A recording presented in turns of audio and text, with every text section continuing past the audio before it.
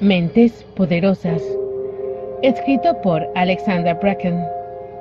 Libro 1 de la saga. Narrado por Concepción Rebozo. Capítulo 10. Chops me despertó. Fue solo una somera palmada en el hombro, como si no se atreviese a tocarme lo bastante como para zarandearme. Pero no hizo falta más. Me había quedado acurrucada en uno de los estrechos asientos, pero aquel mínimo contacto había bastado para que me despertase sobresaltada y me golpease la parte posterior de la cabeza contra la ventana. Noté la frialdad en la nuca y caí en el limitado espacio entre el asiento de delante y el mío. Durante un confuso momento no recordé dónde estaba, ni tampoco, no hacía falta decirlo, cómo había llegado hasta allí. El rostro de Chops se cruzó en mi campo visual y vi que arqueaba la ceja ante la maraña de brazos y piernas en la que me había convertido. Entonces lo recordé todo, como si me hubiesen dado un puñetazo. ¡Maldita sea, maldita sea, maldita sea!, pensé, intentando apartarme el cabello de la cara. Solo pretendía cerrar los ojos unos minutos para saber a cuánto rato habría yo estado dormida. A juzgar por la cara de Chops, no había sido una siestecilla. ¿No crees que ya has dormido bastante?, refunfuñó, cruzándose de brazos. El interior del monovolumen estaba más caldeado, y no comprendí por qué hasta que me senté y vi que estaba tapada con la tela azul oscuro que cubría el parabrisas posterior. La realidad de la situación me sobrevino al instante, con una aguda punzada en el costado. Había quedado completamente expuesta en un vehículo lleno de desconocidos, tan expuesta de hecho que incluso Chops me había tocado. No sabía quién de los dos había tenido más suerte, si él, porque yo no le había limpiado el cerebro, o yo, por haber evitado otro potencial desastre. ¿Cómo podía ser tan estúpida? En el instante en el que supieran lo que yo era, me echarían de allí. ¿Dónde iría a parar? Y hablando de dónde... ¿Dónde estamos? Me incorporé. ¿Dónde están los demás?, pregunté. Chops estaba sentado en uno de los asientos centrales repartiendo el tiempo entre el libro y el universo de árboles que se veía al otro lado de la ventanilla tintada. Intenté seguir su mirada, pero no había nada que ver. Cerca de la encantadora ciudad de Kingswood, Virginia Occidental. Lee y Susumi han ido a comprobar algo, dijo. Sin darme cuenta, me había inclinado hacia adelante para intentar averiguar qué leía. Llevaba años sin ver un libro, y mucho menos tenerlo, o leerlo. Pero Chops no estaba por la labor. En el momento en el que le rocé el hombro, cerró el libro y se volvió para lanzarme una mirada más repugnante imaginable. A pesar de que llevaba aquellas gafitas minúsculas, y de que yo guardaba un encantador costurero debajo del asiento delantero, recordé que existía la remota posibilidad de que pudiera matarme con el cerebro. ¿Cuánto he dormido? Un día, dijo Chops. El general te quiere de pie y lista para prestar el servicio, ¿sabes? Está con ganas de marcha, y por mucho que no seas más que una verde, espera tu colaboración. Elegí con gran cuidado lo que iba a decir a continuación, e hice caso omiso de su expresión desdeñosa. Que piense eso, si así se siente mejor. Si él se creía más listo, no pensaba llevarle la contraria. Seguramente había ido al colegio mucho más años que yo. Había leído cientos de libros y sabía más suficiente matemática que yo como para que le sirviesen de alguna cosa. Pero por pequeña y estúpida que me hiciese sentir, yo no debía ignorar el hecho de que con un simple toque podía leerle todo el contenido de su cabeza. Liam es azul, ¿cierto?, dije. ¿Y Sue y tú son también azules? No. Frunció el entrecejo y pasó un momento decidiendo si debía revelarme aquella información. Suzume es amarilla. Me enderecé en mi asiento. ¿Tenían amarillos en el campamento? Chops refunfuñó. No, verde, te he mentido. Sí, teníamos amarillos. Aquello no tenía sentido. Si habían eliminado a todos los amarillos de Thurmond, ¿por qué no habían hecho lo mismo en los demás campamentos? Les... Quise preguntar algo. No sabía muy bien cómo preguntarlo. Cuando había entrado en el monovolumen después de que Sue me ayudara, simplemente había pensado que era una niña tímida en presencia de los desconocidos, pero en todo el rato no le había escuchado pronunciar palabra. No había hablado conmigo, ni con Chops, y ni siquiera con Liam. ¿Les hicieron algo a los amarillos? ¿A ella? El ambiente de monovolumen solo podría haberse electrificado a mayor velocidad si hubiese arrojado un cable pelado sobre una bañera. Chops se giró hacia mí bruscamente, levantó los brazos y los cruzó sobre el pecho. La mirada que me lanzó a través de sus gafas habría convertido en piedra incluso el alma más débil. Eso, empezó a decir muy despacio, como para asegurarse que lo comprendía a la perfección, no es en absoluto asunto tuyo. Levanté la cabeza y luego levanté las manos en señal de rendición. ¿Se te ocurrió por un momento pensar en lo que podía pasarle a Sue cuando empezaste a perseguirla? Siguió presionando Chubbs. ¿Te preocupó por un momento que tus amigos del todoterreno verde pudieran cargársela? La gente del todoterreno verde... empecé a decir, y habría terminado la frase, de no ser por la puerta de atrás que se deslizó de repente. Chubbs emitió un sonido que solo puede describirse como un graznido y corrió al asiento del acompañante. Cuando se hubo instalado, tenía los ojos casi tan abiertos como Sue, que lo observaba todo desde la puerta. ¡No hagas eso!, dijo, respirando con dificultad y llevándose la mano al corazón. ¡Avisa antes, ¿te he entendido? Sue arqueó la ceja en mi dirección, y yo le respondí arqueando a la vez mi ceja. Pasado un instante, pareció recordar por qué había abierto la puerta y nos hizo señas con su llamativo guante para que saliéramos. Chops se desabrochó el cinturón de seguridad con un suspiro de fastidio. Ya le dije que era una pérdida de tiempo. Dijeron Virginia, no Virginia Occidental. Y entonces volvió a mirarme. Por cierto, el todoterreno era marrón claro. ¿No decías que tenías memoria fotográfica? Pensé en replicar con una excusa, pero me lo impidió con su mirada y salió cerrando después con un portazo. Salí del monovolumen por mi puerta y seguí a Sue.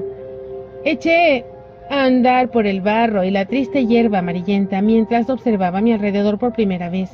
Había una indicación de madera, inclinada hacia atrás como si alguien hubiese chocado contra ella, donde podía leerse Camping East River. Pero no había un río en ningún lado. Y evidentemente tampoco era exactamente un campamento. En todo caso, era, o había sido en su día, un antiguo aparcamiento de remolques y autocaravanas. Cuanto más nos alejábamos del monovolumen, más nerviosa me sentía. Ya no llovía, pero se sentía la piel fría y pegajosa al tacto. A nuestro alrededor, hasta donde me alcanzaba la vista, había esqueletos chamuscados, plateados y blancos, de lo que había sido autocaravanas y remolques. Las paredes completamente carbonizadas de los remolques fijos de mayor tamaño dejaban a la intemperie cocinas y salones con un interior intacto, aunque inundado o infestado de animales y hojas putrefactas caídas de los árboles cercanos. Era como una fosa común de vidas pasadas. Pese a que las puertas mosquiteras estaban combadas y medio arrancadas, pese a que muchas autocaravanas reposaban sobre neumáticos rajados, se percibía aún algunos signos de vida. Las paredes estaban decoradas con fotografías de familias felices y sonrientes. Un reloj de pie seguía contando el paso del tiempo. En las cocinas se veía todavía en las cazuelas un pequeño y solitario columpio. Continuaba intacto en otro extremo del terreno. Sue y yo rodeamos la autocaravana volcada en el suelo, siguiendo el rastro de unas pisadas profundamente marcadas en el barro. Eché un vistazo a aquel esqueleto oxidado sin soltar la mano enguantada de Sue. La niña levantó la vista y me hizo una mirada inquisitiva, a la que yo respondí haciendo un gesto negativo, mientras decía, fantasmagórico. Cuando se puso de nuevo a llover, las gotas amartillaron los cuerpos metálicos e hicieron vibrar los tejados y las mamparas más débiles. Me sobresalté y chillé en el momento en el que la puerta de un remolque cayó al suelo y se interpuso en nuestro camino. Sue saltó sobre ella y señaló en dirección a Chops y a Liam, que estaban enzarzados en una conversación. Tardé unos segundos en reconocer a Liam, debajo de la chaqueta que llevaba y la sudadera azul. cuya capucha se había subido por encima de lo que parecía una gorra de los Redskins, y no tenía ni idea de dónde había sacado esas gafas de sol de estilo aviador que le ocultaban buena parte de la cara. «No es», decía Chops, «ya te lo dije». «Dijeron que estaba en el este del estado», insistía Liam, «y con ello podían referirse a Virginia Occidental». «O podían estar pegándonosla», dijo Chops, arrancando la frase por él. Debió de escuchar que nos acercábamos, puesto que Chops se volvió sobresaltado. Me miró a los ojos y puso mala cara.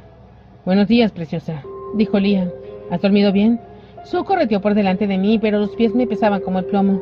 Me crucé de brazos y me armé de valor para preguntar: «¿Qué es este lugar?» Esta vez fue Liam el que suspiró. Confiábamos en que era East River. El East River, quiero decir. «Ese río está en Virginia», dije bajando la vista. «En la península, desemboca en la bahía de Chesapeake». «Gracias, detective, no me digas». Chops hizo un gesto negativo con la cabeza. «Nos referimos al East River del Huidizo». «Oye», dijo Liam en tono cortante, «tranquilo, ¿ok? Nosotros tampoco sabíamos nada sobre el tema hasta que salimos del campamento». Chops se cruzó de brazos y apartó la vista. «Lo que tú digas». Vi que Liam me miraba, lo que me llevó de inmediato a mirar a Sue, que parecía confusa. «Contrólate», me ordené. «¡Para ya!». No me daba miedo, ni siquiera Chops. Tal vez un poco cuando pensaba en la facilidad con la que podía destrozarles las vidas. Y me imaginaba su aterrada reacción si llegaba a descubrir quién era yo en realidad. No sabía ni qué decir ni cómo comportarme con ellos. Todo lo que hacía o decía me parecía torpe, estridente y fuera de lugar, y empezaba a preocuparme la posibilidad de no llegar a quitarme jamás de encima aquella sensación de incertidumbre e inquietud. Me sentía como el más monstruoso de los monstruos, y encima carecía de la capacidad tan básica como es saber comunicarme con normalidad con otros seres humanos. Liam suspiró y se rascó la nuca. Es primera vez que oímos hablar de East River. Fue a través de otros chicos del campamento, supuestamente, y me gustaría subrayar lo de supuestamente. Se trata de un lugar donde podemos ir a vivir los chicos y las chicas. El Huidizo es el que dirige la orquesta. Puede ponerte en contacto con tu familia sin que se enteren los de la FP. Hay comida, cama, bueno, ya te lo imaginas. El problema es encontrarlo. En Ohio nos cruzamos con algunos azules, poco serviciales, que nos hicieron creer que estaba por esa zona. Pero es de esas cosas que si las sabes no debes hablar sobre ellas, dije para terminar la frase. ¿Y quién es el Huidizo? Liam se encogió de hombros. Nadie lo sabe. Bueno, imagino que hay gente que lo sabe, pero que no lo dice, aunque corren rumores increíbles sobre él. Los de las FEPS le pusieron ese apodo porque supuestamente escapó de su custodia un mínimo de 4 veces. Estaba tan perpleja que no me salían las palabras. Podría decirse que nos deja en evidencia a todos los demás, ¿no te parece? La verdad es que me sentía fatal conmigo mismo hasta que me contaron los rumores que corren sobre él. Liam se estremeció. Por lo visto es uno de esos... es un naranja. La palabra me sacudió de los pies a la cabeza y me dejó helada. Liam continuó hablando, con menos repugnancia, pero lo escuchaba con un rumor lejano, y no me enteré ni de una sola palabra de lo que estaba diciendo. El Huidizo, un chico capaz de ayudar a los demás para volver a casa, siempre y cuando tuvieran un hogar a que regresar, y unos padres que recordaran y los amaran, una vida que recuperar, y por lo visto uno de esos últimos naranjas que quedaban. Cerré los ojos con fuerza. Por si no bastara con eso, me los apreté también con las palmas de las manos. Yo no podía optar a su ayuda. Aún en el caso en el que consiguiera ponerme en contacto con mi familia, no creo que recibieran con brazos abiertos a una chica que consideraban una desconocida. Estaba la abuela, claro, pero ella... Era imposible saber dónde vivía ahora. ¿Y me querría cuando se enterara de que... ¿en qué me había convertido? Pero... ¿por qué necesitan la ayuda de ese chico? Dije entonces con una sensación de vértigo persistente. ¿Por qué no pueden volver a su casa y ya está? Utiliza el cerebro, Verde, dijo Chops. No podemos volver a casa porque lo más probable es que los de las Febres estén vigilando a nuestros padres. Liam movió la cabeza de un lado a otro y se quitó por fin las gafas de sol. Estaba agotado, tenía el rostro demacrado y ojeroso. Tendrás que ir con mucho cuidado, ¿entendido? ¿Quieres de verdad que te deje en la primera estación de autobús que encontremos? Porque estaríamos encantados de... ¡No!, exclamó Chops. ¡En absoluto! Ya hemos perdido bastante tiempo con ella. Y además, es por su culpa que tenemos a los de la liga pisándonos los talones. Noté una punzada de dolor en un lado izquierdo del pecho, justo por encima del corazón. Tenía razón. Evidentemente, la mejor opción para todo el mundo sería que me dejasen en la estación de autobús más próxima y nos olvidáramos del tema. Pero eso no significaba que yo lo quisiera, o no necesitase encontrar tanto como ellos a ese tal huidizo. Aunque por otro lado, no podía pedirles que me dejasen quedarme con ellos. No podía imponerles más cosas, ni correr el riesgo de llevarlos a la ruina con aquellos dedos invisibles que parecían obsesionados en destrozar cualquier relación que yo pudiese establecer. Si la liga nos atrapaba y los hacía prisioneros, nunca me lo perdonaría, jamás. Si decidía encontrar al huidizo, tendría que hacerlo sola. Cualquiera pensaría que me había acostumbrado a la idea de vivir la vida sin nadie a mi lado, que me supondría un alivio no correr constantemente el riesgo de deslizarme en el interior de la cabeza de los demás. Pero yo no quería. No quería echar a andar sola bajo aquel cielo gris y encapotado y sentir el frío que me atravesaba la piel. Así que, dije, entrecerrando los ojos para fijar la vista en el remolque más próximo. Esto no es East River. Tal vez lo fuera en su día, dijo Liam. Es posible que trasladasen el campamento de vez en cuando. La verdad es que no se me había ocurrido. Oh, refunfuñó Chops. Podría ser también que los de las Febs los hayan capturado de nuevo. Quizás esto era East River y ahora ya no es East River y no nos toca otro remedio que buscar la manera de entregar la carta de Jack y volver a casa por nuestros propios medios. Solo que nunca lo conseguiremos porque los rastreadores darán con nosotros y nos encerrarán otra vez a todos en campamento, solo que ahora ellos... Gracias, Chops. Le interrumpió Liam, por ese estupendo empujón de optimismo. Podría tener razón, dijo Chops. ¡Reconócelo! Y también podrías estar equivocado, dijo Liam, acariciándole la cabeza a Sue para reconfortarla.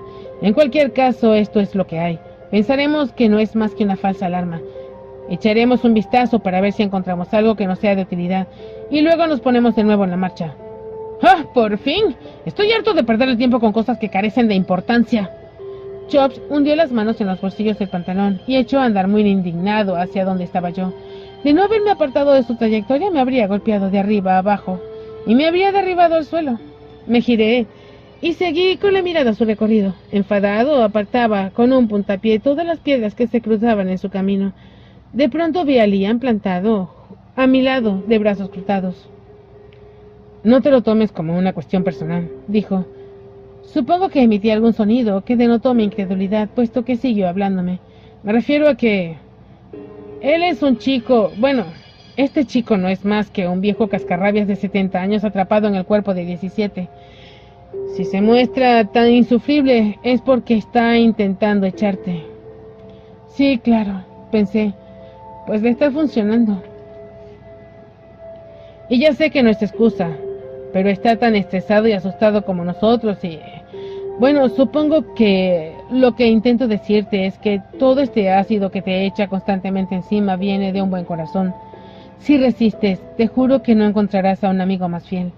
Pero está muerto de miedo por lo que pueda pasar, sobre todo por lo que pueda pasarle a Sue, en el caso de que volviéramos y nos atraparan. Levanté la vista al escuchar aquello, pero Liam ya se había alejado de mi lado para acercarse a un conjunto de remolques destrozados.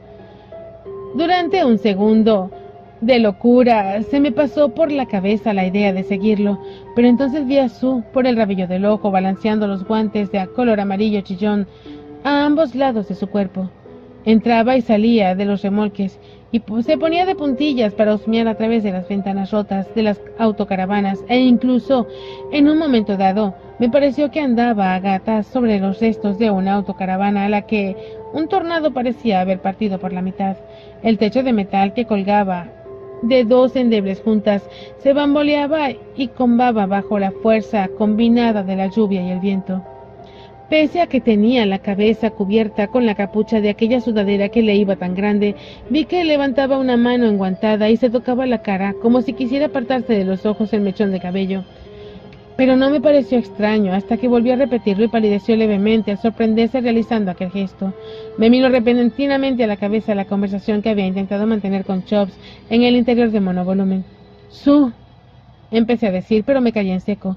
¿Cómo preguntarle a una niña si le habían hecho picadillo el cerebro, sin pisotear un recuerdo ya doloroso de por sí?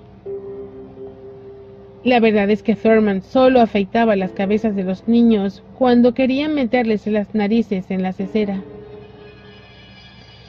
Cuando yo llegué allí, ya habían dejado de hacerlo, pero los niños de más edad habían tardado un tiempo en recuperar su pelo normal. Me di cuenta de que ya había preguntado si sería ese su caso. Si el motivo por el que no hablaba era porque le habían cruzado algunos cables que no deberían haberle cruzado, o porque tal vez habían ido demasiado lejos con la excusa de encontrar una curación. ¿Por qué te cortaron el pelo, Sue?, le pregunté al final. Conocía a muchas chicas, incluyéndome a mí, que habrían preferido llevar el pelo más corto, pero con la excepción del corte de pelo anual al que nos sometían a todas, poco podíamos decir al respecto, y el modo en el que Sue se había tocado el pelo fantasma me había llevado a pensar que tampoco ella había podido opinar al respecto de aquel tema. Si mi pregunta la había incomodado, no lo demostró. Sue se llevó las manos a la cabeza y empezó a restregársela, con una expresión de profundo malestar. Viendo que yo no lo captaba, se quitó el guante y se rascó la cabeza. «¡Oh!», dije. «¿Quiere decir que tenías piojos?», asintió. «Vaya», dije. Tenía sentido, pero aquello seguía sin explicar por qué no podía abrir la boca para responderme. «Lo siento mucho». Sue levantó los hombros en un poco entusiasta gesto de indiferencia. Dio media vuelta y se encaminó hacia la autocaravana más próxima. La puerta se tambaleó al abrirla para entrar y seguirla, y las bisagras chirriaron.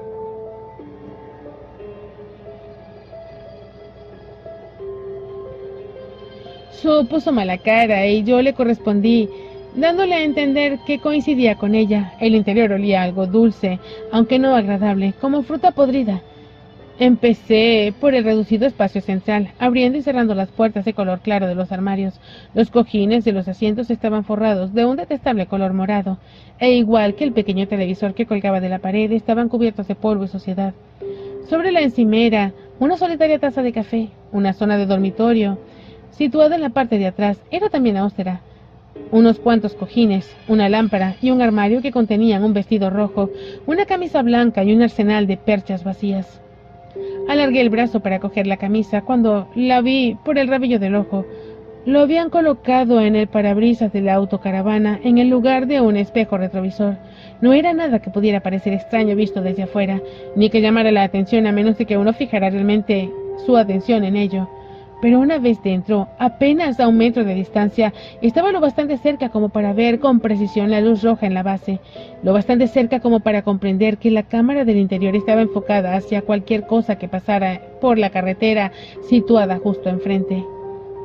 Y si yo podía ver a Betty desde donde me encontraba en aquel momento, la cámara también podía verla. La cámara era algo distinta a las que teníamos en Thurmont, pero lo bastante similar como para inducirme a pensar que los que estaban tras de ella eran los mismos. Miré a Sue, y ella me miró a mí. «Quédate aquí», dije, cogiendo la cafetera que había en la mesa. Crucé la autocaravana en 3 pasos, blandiendo la cafetera como una espada. Aparté de una patada algunas cajas vacías y trastos que habían en el suelo, y vi entre la basura las bolsas de plástico, un pequeño guante de color rojo demasiado pequeño para un adulto. No me di cuenta de que la cafetera seguía en mi mano hasta que golpeé el dispositivo con la intención de romperlo. El cuerpo de cristal barato se partió, cayó al suelo y me quedé con el asa en la mano. La bombilla negra seguía perfectamente colgada en su sitio, solo que ahora el ojo de la cámara giró para enfocarme. «¡Funciona!», pensé, presa del pánico, buscando otro objeto con el que pudiera romperla. «¡Y está grabando!». No recuerdo haberlo llamado, pero Sue apareció al instante a mi lado. Vi que llevaba algo debajo de la sudadera. También ella debió reconocer la cámara, puesto que antes de que me diera tiempo a decir nada, la vi quitarse uno de los guantes amarillos y extender el brazo hacia el objeto. ¡No!, dije. Nunca había visto a un amarillo en acción. Había sufrido sus secuelas, más naturalmente. Cortes de luz en todo el campamento. Ruidos blancos, cuando los supervisores del campamento pensaban que alguno de ellos lo había hecho expresamente.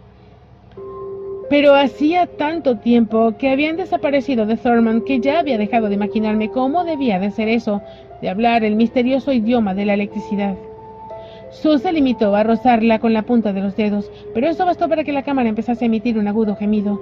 Los dedos de Sue emitieron entonces un rayo azulado en dirección al cuerpo de la cámara. Las líneas quebradas fustigaron el plástico y empezó a humear y a deformarse por el efecto del calor. Sin previo aviso se encendieron todas las luces de la autocaravana y aumentaron hasta tal punto de la temperatura que se hicieron añicos. El vehículo empezó a carraspear y chisporretear y a temblar debajo de nuestros pies, y el motor resucitó milagrosamente después de un prolongado silencio. Sue se puso de nuevo el guante y se cruzó de brazos, cerró los ojos con tanta fuerza, como si con el gesto intentara detener aquel caos. Pero no teníamos tiempo para quedarnos a ver si el esfuerzo daba sus frutos. Avancé hacia la puerta y la agarré de la camiseta con la intención de sacarla de allí. La arrastré para rodear la autocaravana, por el lado que daba a la carretera, y desde donde se veía a Blackberry. Sue seguía temblando. ¡Vamos!, dije, sin dejar que se parara. Su rostro había perdido toda su luminosidad y se había apagado como una vela. «Todo va a estar bien», dije mintiendo. «Tenemos que reunirnos con los demás». Vi que todos los remolques que ocupaban aquella primera fila tenían una cámara instalada en el parabrisas delantero. Vi mirándolas una a una mientras corríamos hacia Blackberry. Destruirlas en ese momento carecía de sentido. Quienquiera que hubiera podido vernos ya nos había visto. Teníamos que salir de allí, y rápido. Tal vez fueran viejas, intenté decirme mientras abría la puerta de Blackberry. Tal vez estuvieran instaladas allí desde hacía muchísimos años para controlar los hurtos, a saber dónde enviarían esas grabaciones. Tal vez a ninguna parte. Pero al mismo tiempo el corazón me latía como una melodía completamente distinta. ¡Ya vienen! ¡Ya vienen! ¡Ya vienen! Pensé en gritar para llamar a los demás, pero quién sabe dónde estarían. Salté al monovolumen después de que hubieses entrado a Sue e hice lo único que pensé que tenía sentido en aquel momento. Presioné con la palma de la mano la parte blanda del volante. El gemido de la bocina de Betty despertó de repente en el paisaje dormido. Una bandada de pájaros que hasta entonces habían permanecido escondidos en un árbol echaron a volar. Cuando alcanzaron el cielo empecé a hacer sonar la bocina con un ritmo mucho más rápido e insistente. Chops fue el primero en aparecer, corriendo entre una fila de autocaravanas, y Liam lo hizo un segundo después, con unas cuantas filas más arriba. Cuando vieron que solo estábamos nosotras, ambos aflojaron la marcha. La expresión de Chops se tornó de fastidio. Asomé la cabeza por la ventanilla abierta del lado del conductor y grité: «¡Tenemos que irnos! ¡Ahora mismo!». Liam le dijo a Chops algo que no logré escuchar, pero me obedecieron. Cuando los chicos entraron me instalé en cuclillas entre los dos asientos delanteros. «¿Qué pasa?». Liam estaba sin aliento. «¿Qué sucede?». Señalé hacia la autocaravana más próxima. «Tienen cámaras instaladas», respondí. «Absolutamente todas». «¿Estás segura?». La voz de Liam sonó calmada. Excesivamente calmada. Adiviné que estaba fingiendo, puesto que vi que incluso le temblaban los dedos al intentar introducir la llave en el contacto. Las ruedas del monovolumen giraron sobre el barro e incluso puso la marcha atrás. El acelerón me mandó directamente al suelo. «Dios mío», dijo Chops. «No puedo creerlo, somos como Hansel y Gretel, Dios mío». «¿Crees que era ella?». «No», dijo Liam. «No, es muy astuta para ser una rastreadora. Pero esto es otra cosa». «Tal vez lleve mucho tiempo allí», dije cuando nos incorporamos de nuevo en la autopista. Estaba completamente vacía, pero parecía una boca lista para engullirnos enteros. Tal vez estuvieran espiando a la gente que vivía allí. O mejor, esto sí era, bueno, East River y callé. O era simplemente una trampa tendida a todo aquel que estuviera buscando el auténtico East River. Liam apoyó el codo en el panel de la puerta y dejó descansar la barbilla sobre la mano cerrada. Cuando por fin habló, Los cientos de grietas serpenteantes del cristal requebrajado del parabrisas cortaron 1000 pedazos su reflejo. Pisó el acelerador a fondo, y el violento silbido a través de un orificio que había dejado una bala fue nuestro único sonido de compañía. Limítense a mantener los ojos bien abiertos, y avísenme si ven a alguien o a algo que parezca sospechoso. ¿Definición de sospechoso?, pensé. ¿Casas cerradas a cal y canto? ¿Un monovolumen tiroteado? Es obvio que deberíamos haber esperado a que oscureciera, dijo Chops, dando golpecitos en la ventana del lado del acompañante. Lo sabía. Si esas cámaras funcionaban, lo más probable es que hayan captado el número de matrícula y todos los detalles. De la matrícula me encargo yo, afirmó Liam. Chops abrió la boca para decir algo, pero se quedó mudo y apoyó la cabeza en la ventanilla. ¿Qué es lo que tenemos que esperar? ¿Una patrulla de soldados de la FEP? Pregunté cuando cruzamos otra vía de tren. Peor. Chops suspiró. Rastreadores, cazadores de recompensa. Por lo que cuentan, dijo Liam. Los de la FEP andan escasos de recursos. Y lo mismo se aplica a la Guardia Nacional y a lo que queda de la policía local. No creo que envíen a una unidad hasta aquí solo por un chivatazo. Y a menos que casualmente tengan un cazador de recompensas que viva por el culo del mundo, todo irá bien. Sonaba a últimas palabras antes de dormir. La recompensa por entregar a un niño es de $10,000. Chops se giró para mirarme. Y el país entero está sin un puto duro, ¿sabes? No nos irá nada bien. Escuché un tren a lo lejos. El sonido de su silbato era similar al que emitían los que pasaban por Thurmont. A todas horas de la noche, aquello bastó para empujarme a clavar las uñas en mis muslos y cerrar los ojos con fuerza, con la esperanza de superar la terrible sensación de náuseas. No me di cuenta de que la conversación había continuado mientras escuchaba a Liam, que me preguntaba, ¿te encuentras bien, Verde? Levanté la cabeza y me sequé la cara, preguntándome si aquella humedad era todavía debido a la lluvia o que había llorado sin darme cuenta. No dije nada, y a gatas me instalé en el asiento de la última fila. Aunque me habría gustado hacerlo, no participé más en la conversación sobre si debían seguir buscando a East River y debían dejarlo correr.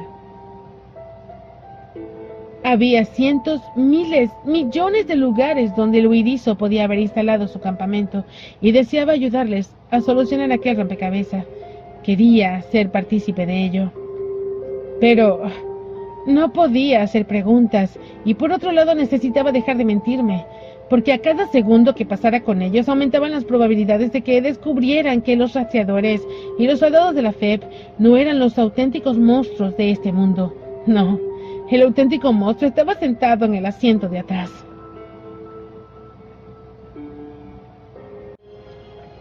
Por una vez, la música estaba apagada. Pero el silencio de los altavoces me ponía nerviosa, más que las carreteras desiertas y los cascarones vacíos de las casas embargadas. Liam no paraba de moverse. Examinaba con la mirada a los pequeños pueblos abandonados por los que pasábamos, vigilaba el nivel de combustible del depósito, jugueteaba con el mando del intermitente, tamborileaba con los dedos sobre el volante. En un determinado momento su mirada se cruzó con la mía a través del retrovisor. Fue solo un instante, pero sentí una pequeña punzada en el estómago, tan aguda como si me hubiera acariciado la palma de la mano con un dedo. Me ruboricé, aunque por dentro me había quedado helada. Había sido medio segundo, nada más. El tiempo suficiente como para ver que se le habían oscurecido los ojos por la culpa de algo que podría muy bien ser frustración. Chops, en el asiento del acompañante, doblaba y desdoblaba un papel que tenía en el regazo, una y otra vez casi de manera inconsciente. «¿Puedes parar ya de hacer eso?», explotó Liam desasosegado. «¡Lo romperás!». Chops paró de inmediato. «¿No podemos intentarlo? ¿Necesitamos al huidizo para hacerlo?». ¿De verdad querrías correr ese riesgo, Chops? Jack lo habría hecho. Sí, pero Jack... Liam se interrumpió. Es mejor ir a lo seguro. Él nos ayudará cuando demos con él. Si es que damos con él, dijo refunfuñando Chops. Jack, no me di cuenta de que había hablado en voz alta hasta que Liam me miraba de nuevo a través del retrovisor. A ti no te importa, dijo Chops, y lo dejó en eso. Liam me mostró algo más explícito. Era nuestro amigo. En la habitación del campamento, me refiero. Estábamos intentando... intentamos ponernos en contacto con su padre. Es uno de los motivos por los que tenemos que localizar al huidizo. Señalé con la cabeza la hoja de papel. ¿Y antes de que se separaran, escribió una carta? Cada uno de nosotros escribió una carta, explicó Liam, por si acaso alguno se echaba atrás en el último momento y no quería venir o no lo conseguía. Y Jack no lo consiguió. La voz de Chops era capaz de cortar el acero. A su espalda pasaban en trepidante sucesión elegantes casas coloniales, cuyos colores nos guiñaban los ojos a través de las ventanillas. Da igual, dijo Liam, tosiendo para aclararse la garganta. Intentamos entregar esta carta a su padre. Fuimos a la dirección que Jack nos proporcionó, pero la casa había sido embargada. El padre dejó una nota diciendo que había ido a trabajar a Washington, D.C., pero sin dirección ni número de teléfono. Por eso necesitamos la ayuda del huidizo para averiguar dónde está.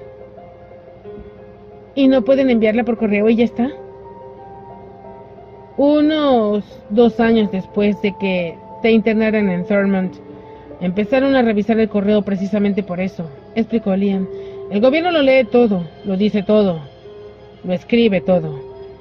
Han elaborado una encantadora historieta según la cual nos han salvado a todos, y en los campamentos se dedican a reprogramarnos para convertirnos de nuevo en muchachitos encantadores.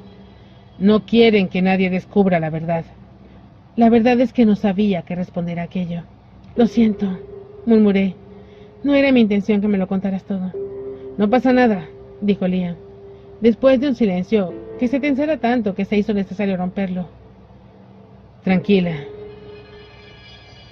No hay forma de explicar cómo lo supe. Tal vez fuera por la tensión de las manos de Liam en el volante o por la manera de mirar constantemente al retrovisor lateral durante la conversación, incluso mucho después de que el coche plateado pasara por nuestro lado en sentido contrario. Tal vez por el movimiento de sus hombros, que dejó caer en un gesto de derrota. Lo supe, simplemente lo supe, mucho antes de que captara su mirada de preocupación a través del retrovisor. Muy despacio, sin molestar a Sue y a Chops, que seguía contemplando el interminable bosque que se desplegaba al otro lado de la ventanilla lateral, volví a agacharme entre los 2 asientos delanteros. Liam me miró a los ojos durante una décima de segundo y movió la cabeza en dirección al retrovisor lateral. Compruébalo por ti misma, parecía decirme, y así lo hice. Nos seguían. A unos 2 coches de distancia, un viejo pick-up de color blanco, dado que la lluvia perjudicaba la visibilidad. No sabía bien si en su interior lo ocupaban 1 o 2 hombres. Desde donde estaba yo sentada parecía un par de hormigas negras. Interesante, dije sin alterar la voz. Sí, dijo, apretando la mandíbula. Tensó la musculatura del cuello. Acabaré adorando Virginia Occidental. El glorioso estado de la montaña, paisaje de tantas y tantas canciones de John Denver. A lo mejor, empecé a decir, deberías parar un momento en el arcén para mirar el mapa. Era una manera de tantear la situación. Liam estaba a punto de incorporarse a la autopista George Washington, bastante más ancha que la carretera de curvas que dejábamos atrás. Si aquel vehículo realmente nos seguía, no podría pararse sin delatarse con ello. En cualquier caso, quienquiera que estuviese al volante de la pick-up no conducía de manera agresiva. De tratarse de un cazador de recompensas como Liam al parecer suponía, lo más probable era que también estuviera tanteándonos. Continuamos por Gorman Road, siguiendo las curvas. Blackberry bajó su ritmo antes de llegar al cruce. Liam dudó un segundo antes de poner el intermitente. Miré por el retrovisor y noté alivio con el corazón al ver que la pick-up encendía la intermitente contraria. Iban a la derecha y nosotros a la izquierda. Liam exhaló un prolongado suspiro y se recostó por fin en su asiento cuando el monovolumen llegó al cruce de la autopista con la carretera. Había otro coche que entraba en la autopista, un pequeño Volkswagen plateado. Tanto Liam como yo extendimos la mano para protegernos del intenso reflejo del sol en sus ventanillas. Tranquilo, viejo. Liam hizo señales al coche con impaciencia. Adelante, gira antes de que acabe este siglo. No, tómate tu tiempo y afeítate y contempla el universo, idiota. La pick-up, que crujía y chirriaba, como al parecer lo hacen todos los coches antiguos, llegó a nuestra altura y escuché la música de Lynyrd Skynyrd sonando a través de las ventanillas bajadas. Free Bird, precisamente la favorita de mi padre. 2 segundos de escuchar aquella canción bastaron para encontrarme de nuevo sentada en el asiento trasero de su coche patrulla, recorriendo la ciudad. Era la única posibilidad de escuchar buena música. Cuando estábamos solos los dos patrullando, mi madre la odiaba. Me reí interiormente a carcajadas cuando vi que el conductor movía la cabeza al ritmo de la música. Cantaba además a pleno pulmón, exhalando con cada palabra una bocanada de humo del cigarrillo que estaba fumando. Pero apareció de repente un sonido distinto. Una especie de chillido. Levanté la vista en el momento en el que el Volkswagen daba un frenazo justo delante de nosotros y se detenía en seco y nos mandaba a otro rayo de sol cegador. ¿De qué vas? Liam iba a tocar el claxon, pero el conductor del Volkswagen bajó el cristal de su ventanilla y apuntó hacia nosotros con un objeto negro y brillante. ¡No!, pensé. El mundo se concentró. Los sonidos a mi alrededor se evaporaron. ¡No! Extendí el brazo, pulsé el botón de la radio y la puse a todo volumen. Liam y Chops empezaron a gritar, pero le aparté la mano a Liam antes de que pudiera apagarla. El ruido blanco superó el sonido de la música que sonaba a los altavoces, destrozándonos los oídos. No era tan fuerte y potente como el del campamento, ni de lejos tan terrible, pero el de la última vez casi me había noqueado.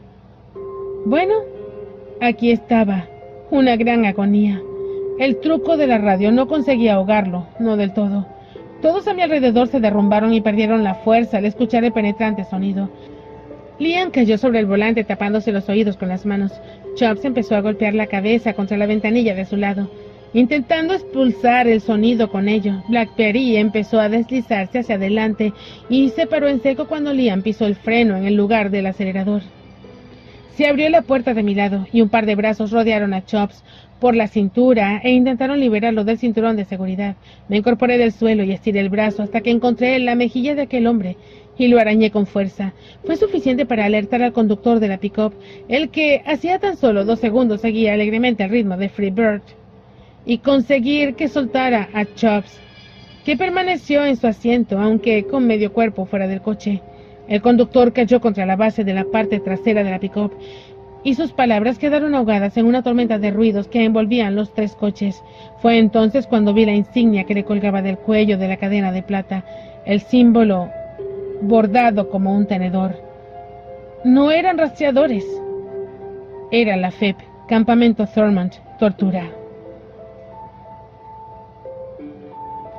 El hombre del Volkswagen había abierto la puerta del lado del conductor e intentaba desabrochar el cinturón de seguridad de Liam. No era un hombre grande, en ningún sentido. Por su aspecto podría haber sido perfectamente un contable, con sus gafas de gruesos cristales y sus hombros cargados como consecuencia de haber pasado horas interminables encorvados sobre una mesa. Pero mientras seguía sujetando aquel terrible megáfono negro, no necesitaba ejercer la más mínima fuerza. En Thurmond habían soldados de la FEPS que llevaban siempre con ellos aquellas máquinas de generar ruido y las activaban para apaciguar aquellos pequeños grupos de alborotadores y simplemente para ver retorcernos a nosotros de dolor. Les traía sin cuidado. Ellos no lo escuchaban. Pese a tener los nervios a flor de piel, le propiné al conductor del pick-up un codazo en el pecho. Cayó de nuevo hacia atrás y lo encerré dentro del vehículo. Dispuse solo de un segundo para volver la cabeza y mirar a Sue antes de abalanzarme por encima del cuerpo de Liam, dispuesta a pelear. De un puñetazo envié las gafas de el hombre del Volkswagen al suelo. Por detrás de mí, el hombre de la pick-up se había acercado a la puerta del monovolumen y esta vez no iba con las manos vacías. Sue no retrocedió cuando el rifle le apuntó a la cara. Por sus gemidos, por la manera de apretar sus ojos para cerrarlos, por el modo en el que se protegía agónicamente los oídos con los guantes amarillos, no creo que llegara a verlo. No sabía qué hacer. Zarandeé a Liam para que volviese en sí. Abrió los ojos, entonces tan claros y tan azules. Pero solo un instante. De repente noté que el megáfono, a 5 centímetros escasos de mi cara, y el ruido blanco que se me clavaba en el cerebro como un hacha. Los huesos se me transformaban en gelatina. No me di cuenta de que caía sobre Liam hasta que me encontré allí. El único sonido que superaba el ruido blanco, la radio y los alaridos de Chops eran el corazón de Liam resonando a través de su espalda. Volví a cerrar los ojos y me aferré al suave cuero de la chaqueta de Liam. En parte deseaba alejarme de él, poner entre nosotros la distancia suficiente para no correr el riesgo de adentrarme en su mente, pero en parte, en mi más absoluta desesperación, estaba ya tratando de abrirme paso a su interior y de adherirme a él y ordenarle que se moviese. Si tenía la capacidad de hacer daño a la gente, ¿no existía la posibilidad de que pudieran también ayudarla? ¡Levántate!, supliqué internamente. ¡Levántate, levántate! ¡Levántate, levántate!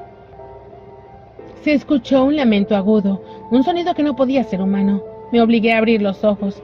El hombre de la pick-up tenía el rifle en una mano y con la otra agarraba a Sue por el cuello de la sudadera y la arrastraba hacia el vehículo.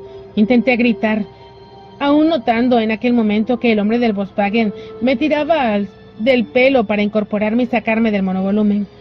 Me lanzó al suelo y la gravilla se me clavó en las piernas y en las manos. Rodé para quedarme lejos del alcance del soldado de la fe. Por debajo de Betty vi un aleteo amarillo que se arrastraba y se derramaba sobre la carretera como dos pajaritos y a continuación escuché un portazo. Stuart, confirmo la localización del elemento SAI número 42755. Volkswagen.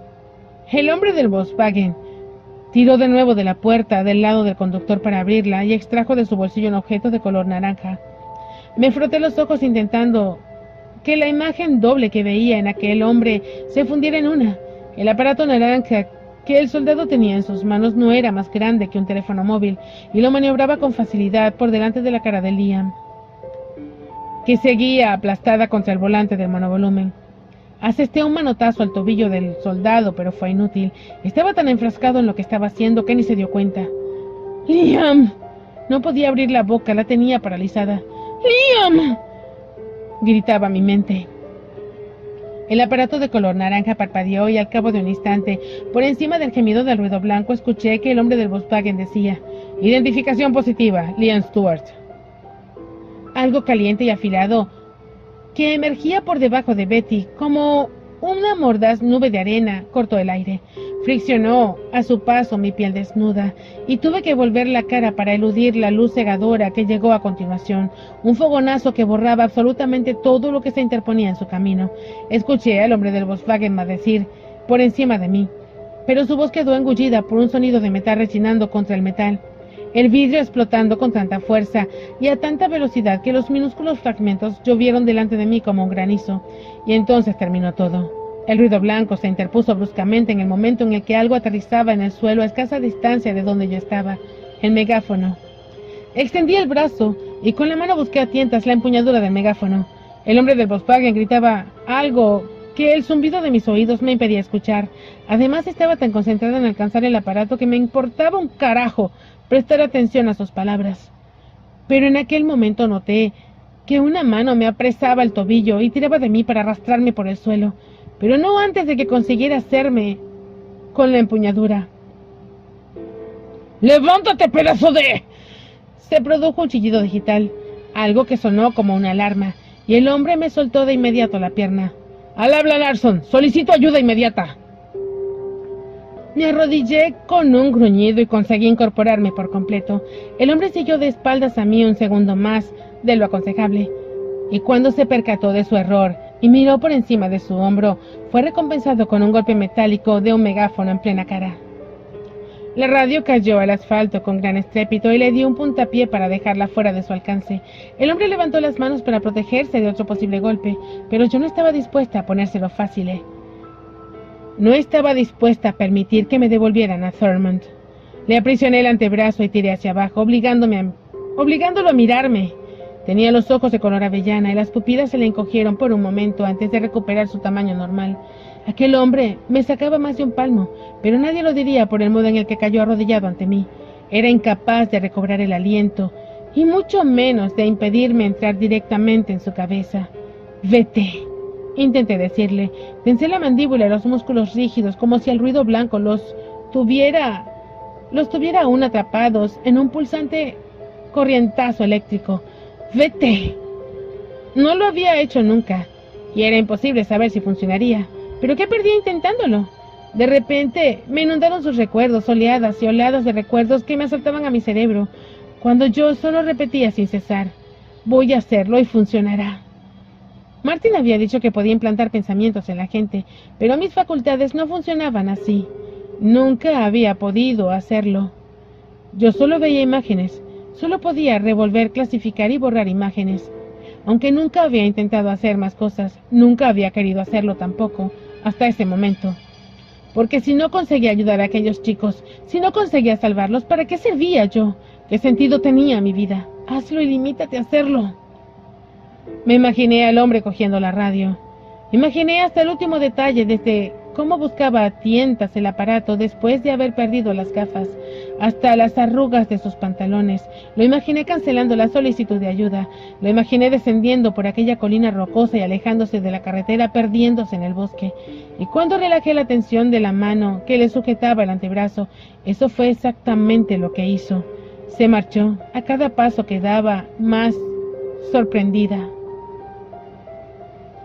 Yo lo había hecho. ¿Lo había hecho yo? Yo. Me volví. El humo negro se derramaba sobre la carretera, cubriendo la hierba de la colina y todos los rincones, bajo un espeso y desagradable manto. Entonces recordé: Sue. Avancé cojeando y pude comprobar los destrozos. La pick-up, que apenas un momento antes estaba detenida junto al lado de Betty, estaba ahora a muchos metros de distancia, en un prado verde. El Volkswagen plateado estaba volcado a un lado, convertido en un irreconocible montón de metal torcido. Arrojaba el humo espeso y daba la impresión de que iba a explotar en algún momento. Lo embistió, comprendí. La pick-up lo embistió para sacarlo de la carretera. Seguí el resto de las marcas de los neumáticos, los cristales, pero solo encontré al conductor de la pick-up, o lo que quedaba de él. El hombre estaba hecho novillo sobre la hierba. Era imposible distinguir dónde empezaba un miembro o acababa el otro. De hecho, ninguno estaba en el lugar que le correspondía. Los codos sobresalían del suelo, como dos alas rotas. También a él lo habían embestido. Se apoderó de mi pecho una sensación fría y quebradiza que me obligó a apartarme de la humedad y de la humareda en cuanto hube confirmado que Sue no estaba en ninguno de los dos coches. Esperé a que se disipara un poco el humo antes de arrodillarme y vomitar la poca comida que hubiera tenido en el estómago. Fue entonces cuando al levantar la cabeza la vi por fin, sentada en la carretera junto a Betty, con la espalda encorvada y la cabeza gacha, pero viva, sana y salva. Me aferré mentalmente a esas dos palabras cuando empecé a llamarla. Sue levantó la cabeza jadeando, y a medida que fui aproximándome vi que estaba destrozada. Tenía los ojos inyectados de sangre y un corte en la frente, las sucias mejillas bañadas de lágrimas. Cuando me arrodillé delante de ella, la cabeza me palpitaba a un ritmo que mi corazón no podía aguantar. Durante unos segundos de agonía fui incapaz de escuchar nada más. ¿Estás bien?, pregunté con la boca pastosa. Sue asintió con un castañeteo de dientes. ¿Qué ha pasado?, logré farfullar. Sue se acurrucó como si intentara desaparecer de allí. Los guantes amarillos estaban en el suelo a su lado y tenía las manos desnudas, levantadas y proyectadas hacia adelante, como si hiciese solo un gesto que había tocado el vehículo. Hacía solo un segundo. No sabía qué decir para tranquilizarla, ni siquiera sabía cómo tranquilizarme a mí misma.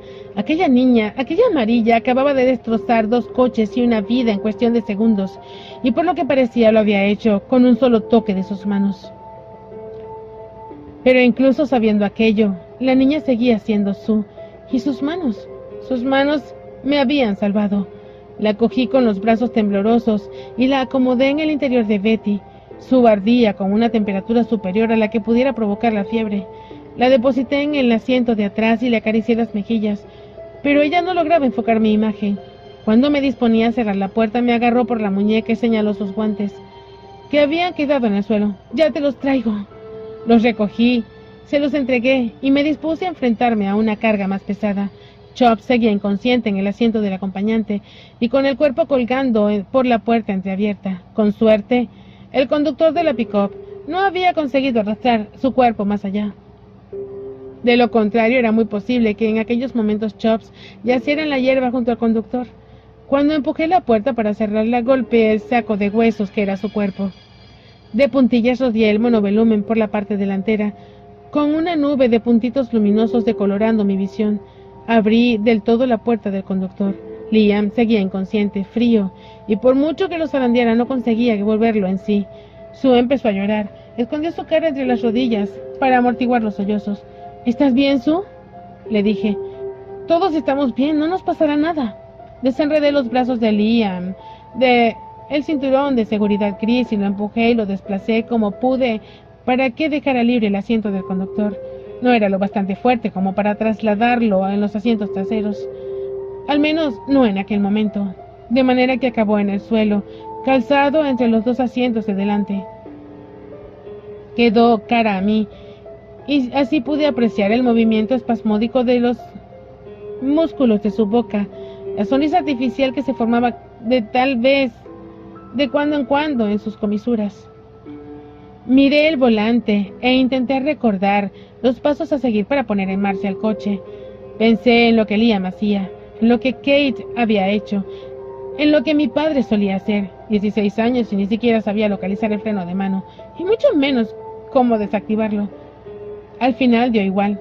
Por lo visto, al ser un coche automático, podía funcionar sin necesidad de tocarlo, y lo único que realmente necesitaba hacer era que el pedal de la derecha era para acelerar y que el de la izquierda era para frenar. Y poca cosa más.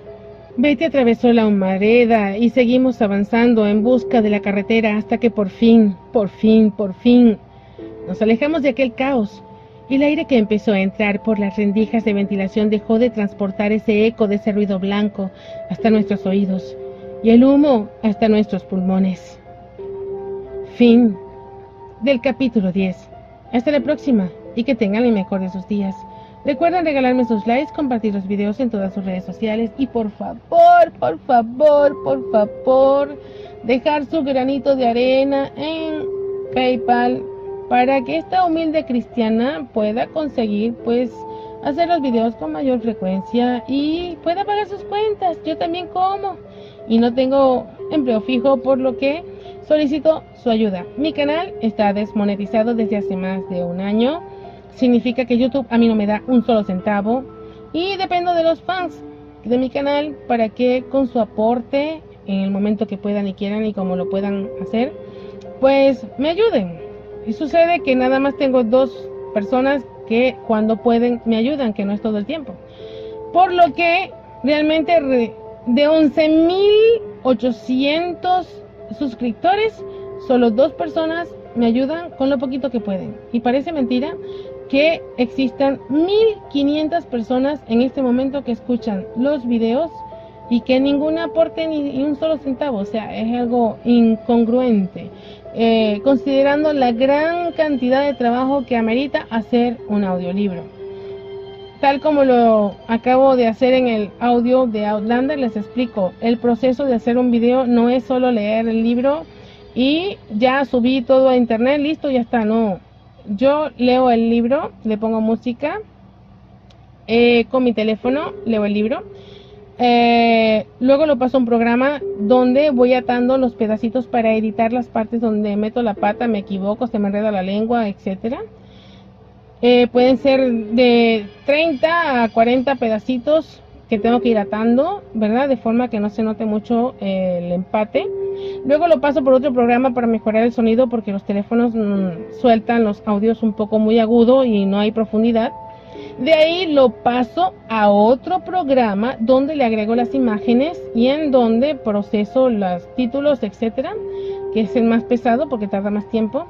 Y luego es que lo subo a internet, lo cual tarda a veces entre 1 hora, 40 minutos, dependiendo del tamaño del video, ¿ve?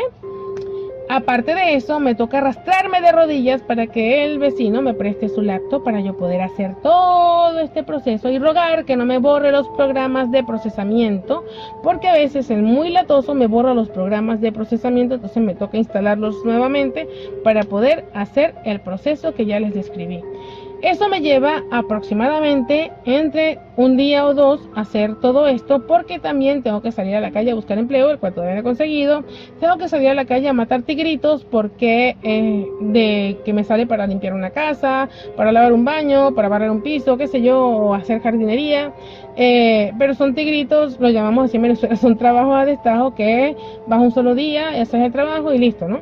Además, pues las citas a los cursos que nos toca hacer por obligación, porque obviamente nos obliga el Estado pues a permanecer activos, ya sea haciendo cursos o trabajando, ¿verdad?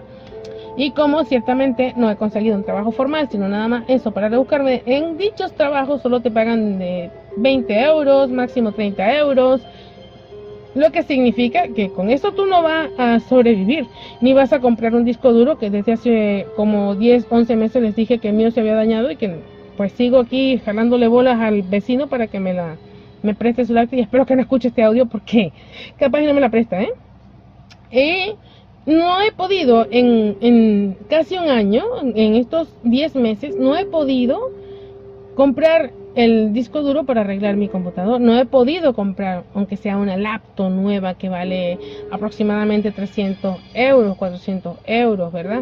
Que pueda servirme con la capacidad suficiente de memoria para poder hacer estos trabajos. Porque YouTube no me paga un solo centavo, porque los 11.851 suscriptores que están en mi canal, pues tampoco muchos estoy consciente que no pueden porque su condición económica es como la mía, pero hay otros que sencillamente consideran pues que no lo valgo, que mi trabajo no lo vale, así que para qué van a gastar dinero en alguien como yo, ¿verdad? Pero disfrutan de mis videos, les encantan mis videos y hasta hacen sugerencias para que yo lea este libro, aquel libro, el otro libro, pero no están viendo la cantidad de sacrificio en tiempo, en esfuerzo, en energía que uno le pone a este tipo de trabajo. Los youtubers que somos pequeños, mi canal es un canal pequeño, tenemos vida como los demás personas, comemos, pagamos cuentas, pagamos internet, pagamos comida, pagamos luz, pagamos agua, pagamos alquileres, ¿ve? Yo no estoy pagando alquiler ahorita, pero tengo que colaborar con los gastos de la casa, porque obviamente estoy arrimada, así que lo poco que consigo se va en comida y pasaje. Cuando mucho, un poquito para medicinas que a veces puedo comprar, pero no me alcanza para comprar el disco duro, no me alcanza para comprarme una laptop, no me alcanza para ni siquiera comprarme un par de calcetines, ¿ven? Y por eso, esta pedigüeña que está aquí en este lado de YouTube solicita constantemente a sus fans que se concienticen y que sepan lo que vale este trabajo, que de verdad es forzado a veces, no solo por el desgaste de la voz, no solamente por el desgaste físico, no solamente por el desgaste, digamos, de la tecnología y de todo el desgaste mental y emocional que me toca cuando tengo que arrodillarme al lado del vecino para que me preste su estúpida laptop y pueda yo continuar con este trabajo que tanto me gusta y que ustedes también disfrutan.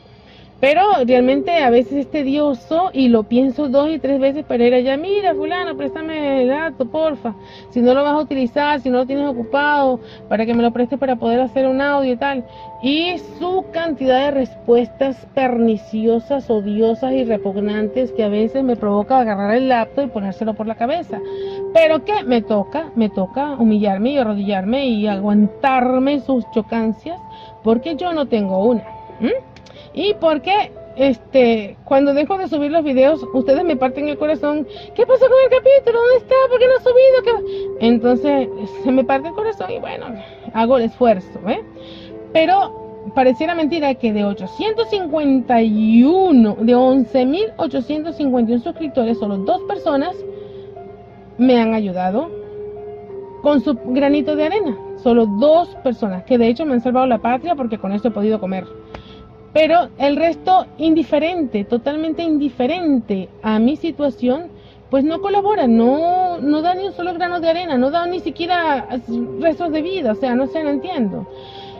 Pareciera que pues no lo consideran necesario y no vale, o sea, mi trabajo no vale.